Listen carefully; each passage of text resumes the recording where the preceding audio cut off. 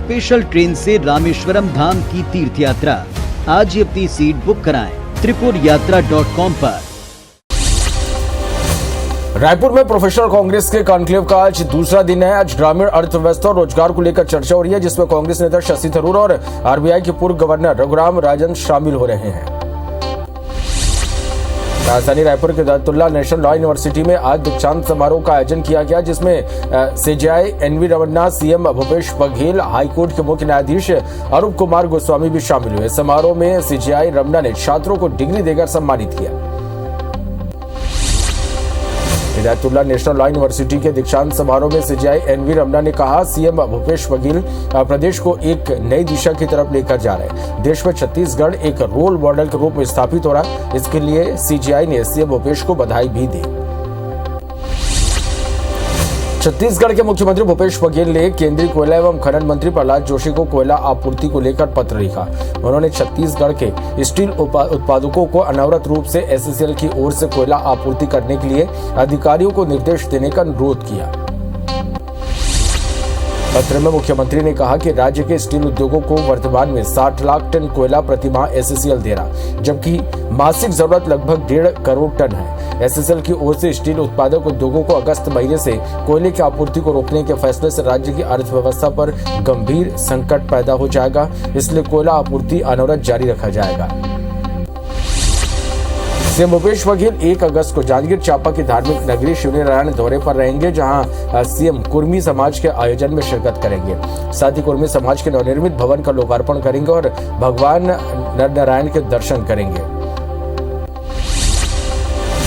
राजधानी रायपुर में बीजेपी कार्यकर्ताओं के प्रशिक्षण शिविर का आज आखिरी दिन है। शिविर में बीजेपी कार्यकर्ताओं को बड़े नेताओं ने जीत का मंत्र दिया। वही शिविर को लेकर सियासत भी तेज हो गई। जांजगीर चांपा के जैजैपुर में विधायक केशव चंद्रा के घर में हुई चोरी के मामले में 9 दिन बाद भी चोरों की गिरफ्तारी नहीं हो सकी। अभी तक चोरी करने वाले बदमाश पुलिस गिरफ्त से बाहर है। इसी संबंध में विधायक केशव चंद्रा ने एसपी विजय अग्रवाल से मुलाकात की और केस का अपडेट जाना। जांजगीर चांपा के बस्ती बाराद्वार में जलते चिता को बुझाने के मामले में सरपंच जगदीश उराव की गिरफ्तारी के बाद बर्खास्तगी की मांग उठने लगी। बीजेपी अनुसूचित जाति मोर्चा के जिला अध्यक्ष संतोष लारी समेत पदाधिकारियों ने कलेक्टर और एसपी को ज्ञापन सौंपा, साथ ही कार्रवाई की मांग की। मामले में 9 आरोपियों की गिरफ्तारी हुई है। दुर्ग संभायुक्त महादेव कावरे ने बेमेतरा जिले के सरकारी दफ्तरों का जायजा लिया। निरीक्षण के दौरान संबंधित अधिकारियों को नए पुराने सभी मामलों के त्वरित निराकरण के निर्देश दिए। वहीं काम में लापरवाही बरतने वाले कर्मचारी को नोटिस भी थमाया गया। भानुप्रतापपुर को जिला बनाने की मांग तेज हो गई है। शनिवार को जिला बनाओ संघर्ष समिति के बैनर तले लोगों ने भानुप्रतापपुर को जिला बनाने की मांग को लेकर रैली निकाली और प्रदर्शन कर मुख्यमंत्री के नाम ज्ञापन सौंपा। समिति के सदस्य उम्मीद लगा रहे हैं कि आने वाले 15 अगस्त को सीएम भूपेश बघेल भानुप्रतापपुर को नया जिला घोषित कर सकते हैं।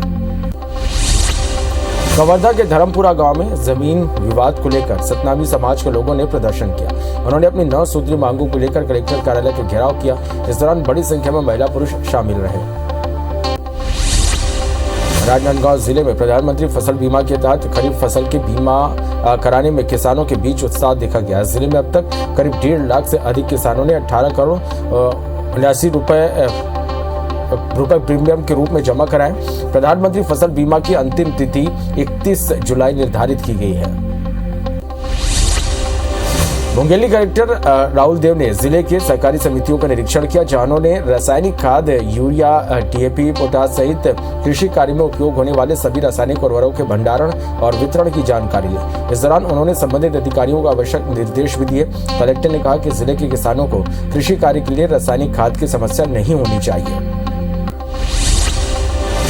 गौरेला पेंड्रा मरवाही के जिला अस्पताल में एक बार फिर मरीज के साथ लापरवाही सामने आई। बीती रात गर्भवती का प्रसव पीड़ा होने पर जिला अस्पताल में भर्ती कराया गया था, जहां पदस्थ डॉक्टर ने महिला को बिलासपुर अस्पताल रेफर करने के बहाने डिस्चार्ज कर दिया, जिसके बाद महिला अस्पताल के बाहर बैठी रही, जहां कुछ लोगों ने एम्बुलेंस की व्यवस्था कराकर बिलासपुर रेफर किया।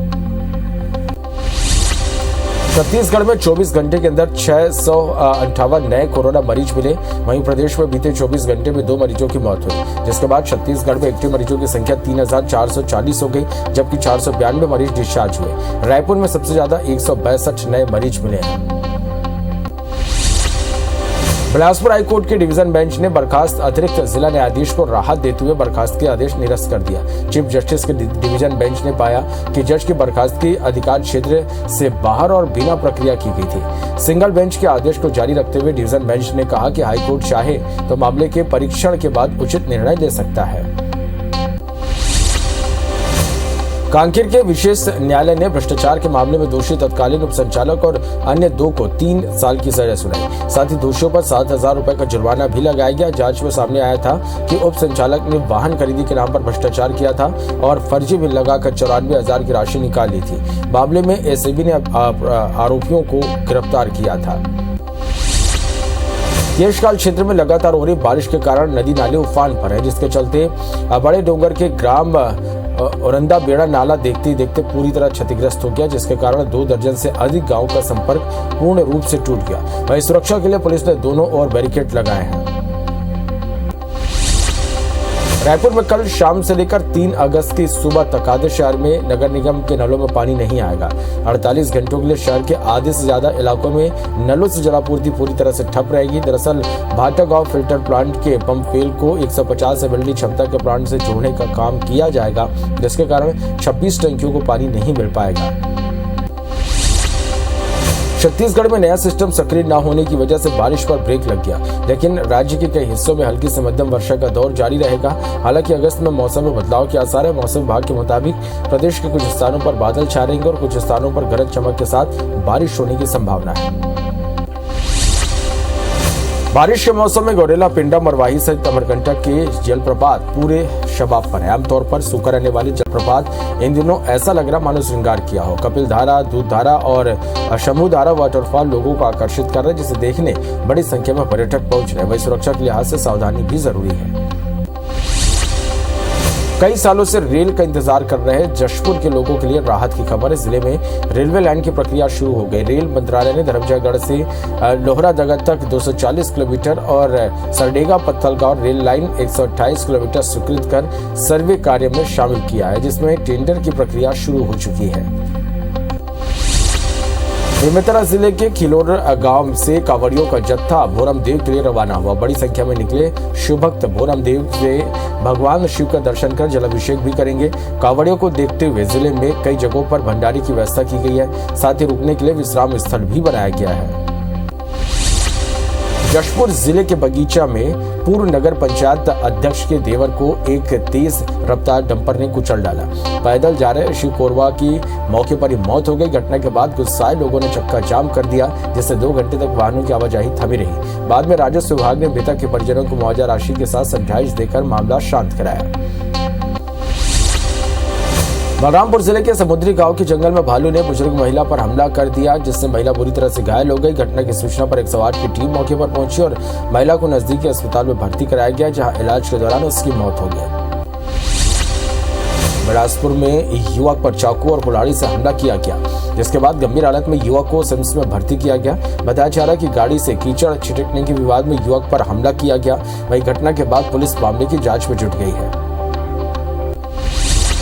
जबलपुर के पाटन थाना इलाके में युवती से रेप का मामला सामने आया, जहां उसकी युवती से रेप के आरोप में जेल से सजा काट रहे आरोपी ने छूटकर फिर इसे रेप की घटना को अंजाम दिया और अपने दोस्त के साथ आरोपी ने युवती का वीडियो भी बना लिया। वही घटना की 1 महीने बाद युवती ने थाने पहुंचकर एफआईआर दर्ज कराया, जिसके बाद पुलिस ने 2 आरोपियों की तलाश में जुट गई है।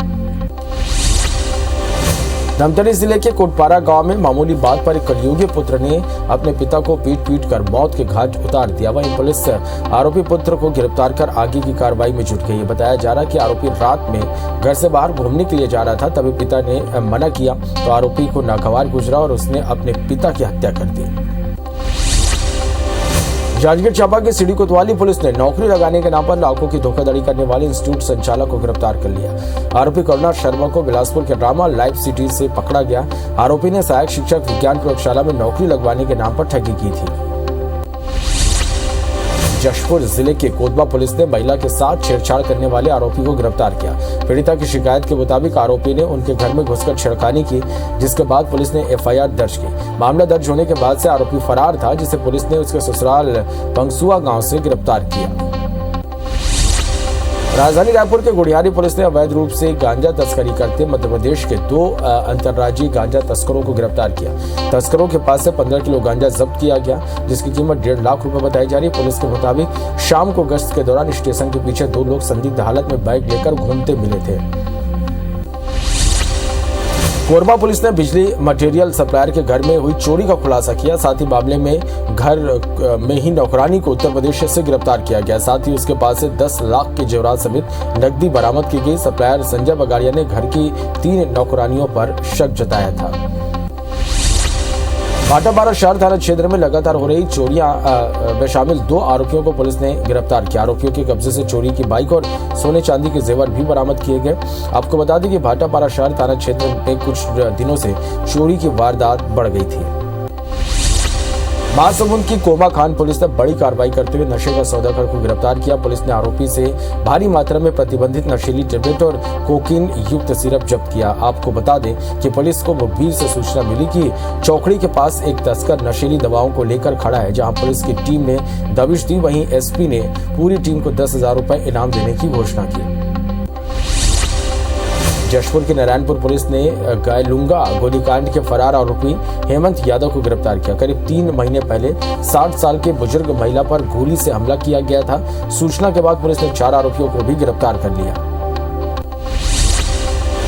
जांजगीर के सिटी कोतवाली पुलिस ने फर्जीवाड़े मामले में अभिनंदन एजुकेशन वेलफेयर सोसाइटी के संचालक आरोपी रमेश यादव को गिरफ्तार किया। मुख्यमंत्री कौशल उन्नयन परिवार सशक्तिकरण योजना के 30 हितग्राहियों के मानदेय की राशि में फर्जीवाड़ा करने पर कार्रवाई की गई है। एनजीटी के प्रतिबंध के बावजूद रेत का अवैध परिवहन जारी है। इसी कड़ी में कोरबा पुलिस ने छापामार कार्रवाई करते हुए 7 ट्रैक्टरों को जब्त किया, जो हसदेव नदी में रेत का अवैध उत्खनन कर रहे थे। देवगढ़ पुलिस ने तंबाकू का अवैध परिवहन करते एक आरोपी को गिरफ्तार किया। पुलिस ने आरोपी के पास से 200 किलो तंबाकू जब्त किया, जिसकी कीमत 1.5 लाख रुपए है। इसके अलावा तस्करी में प्रयुक्त कार को भी जब्त किया गया।